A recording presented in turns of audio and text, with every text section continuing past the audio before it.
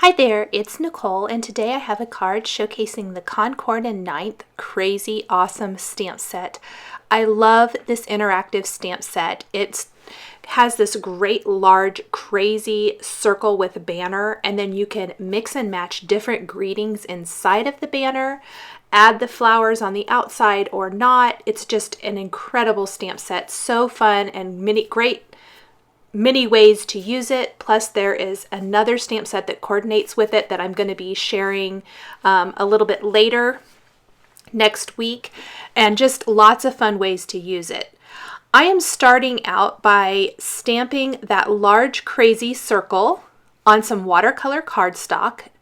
I've trimmed my watercolor cardstock to 4 1/4 by 5 1/2 inches. Stamping my images with Versamark ink and then sprinkling on some white embossing powder. You can see I added the word awesome to the banner. You could also choose to use any number of the other greetings if you wanted to create a different kind of greeting card. I'm going to stamp stamp the floral there in the upper left corner, and also I'm going to stamp it below on the bottom right and then heat that entire thing. That's going to give me a great surface to start watercoloring with some distress inks. The embossing powder is going to act like a well to hold those ink colors in. I am laying down a little cracked pistachio and peacock feathers on all of the florals, and twisted citron and mowed lawn distress inks to the leaves. I did use the distress markers to color the markers onto my acrylic block, and then I'm picking them up with a damp paintbrush.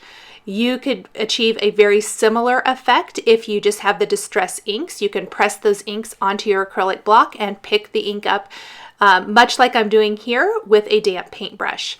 It just depends on what you want to do. I do have both the ink pads and the markers. It's just a personal preference, whichever you want to use. You could also choose to maybe lay down a little bit of the color from the marker on the design itself and blend it out with your damp paintbrush or a water brush. If you like to do that kind of technique or style, that's definitely okay as well. I lay down some of the cracked pistachio first, and then kind of blotting in a little bit of the peacock feathers for the two-tone look on the flowers.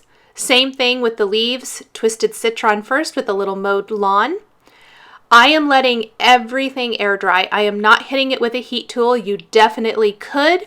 However, I really prefer letting my watercolors air dry. I think that the effect is so much more natural that way. For the inside solid part of the circle, which is kind of starting to take shape here. There's so much white on white, it's a little hard to see, but I am laying down very watered down cracked pistachio distress ink. I want it to be really super light and just kind of, it's going to end up highlighting that great scripty crazy word and the banner.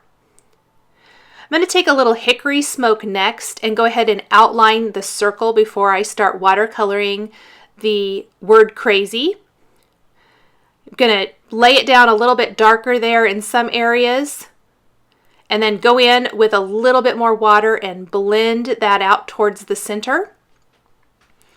Give a nice soft definition to the circle. You can always go back in with a little less water on your paintbrush and more ink and lay down a little more color to darken certain areas.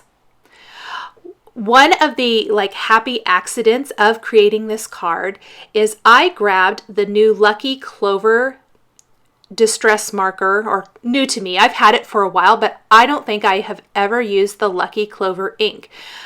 In my mind, I thought it was super green and it wouldn't coordinate nice with the blues I'm using here, or the more bluish colors. I guess the cracked pistachio has got a little bit of green in it, and so does peacock feathers, but in my mind, I guess I was thinking it was more grass green or something.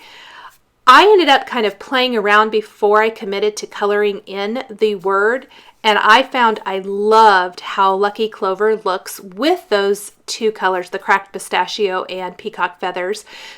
And it's just enough darker and more vibrant that it really highlights the word crazy, but it doesn't take away from the overall feel of the card. It's not a completely different color. or anything like that. So I really love how the Lucky Clover looks with that. Now there is a little line on the outside of each of the letters, and I'm going to color that in with Twisted Citron. I wanted it to be something different than the solid of the circle, but yet not overpower the great boldness of the Lucky Clover in the word crazy. So it just kind of helps highlight the word and really emphasizes it. I didn't use any other color, just a little Twisted Citron. I went and added a bit more of the Twisted Citron if I felt like it was a little too muted, maybe a little too much water or something. Get that nice and outlined. Then I'm going to go in with pretty watered down hickory smoke and color in that banner. Once I got to the banner portion of the design, I realized I really didn't want to do anything. Again, I didn't want to pull in a new color, and I didn't want it to be so bold and bright that it took away from the word crazy and the flowers that I've already colored. So I went in with the hickory smoke, same color as the outline on the circle. Just laying that down, blending it out where I need to. And then I set this whole thing aside to air dry while I made supper, and came back to it later and buffed any excess ink off of the embossed areas with a dry paper towel.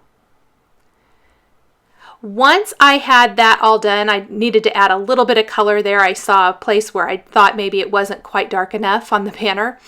Once that's all dry, I did take my paper trimmer and I'm going to trim off a little bit around both sides and the bottom. Not the top, just on the sides and the bottom. It just kind of depends.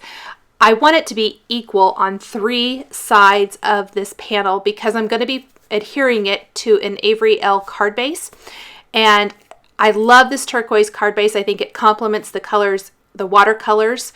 So I wanted to make sure that it's equal, but it's going to be flush with the top of the card and then have equal space on the sides and the bottom. So once I have that trimmed down the way it needs to be, I'm going to go ahead and adhere it with some adhesive and then finish my card with some pretty Pink Posh sparkling clear sequins on the flowers. And in the center of all the flowers, place some clear gemstones. So just adhere that right to my card base. Adhere my sparkling clear sequins with some bling glue dots. And then embellish the centers with those clear gemstones to finish up the card design. So there's what it looks like all finished. Thanks for joining me for this Concord 9th card showcasing the Crazy Awesome stamp set. The supplies I've used are listed and linked below the video here on YouTube. Here are a couple more flower cards you might be interested in. Please subscribe for weekly card making and stamping videos. Thanks for watching, and we'll catch you next time.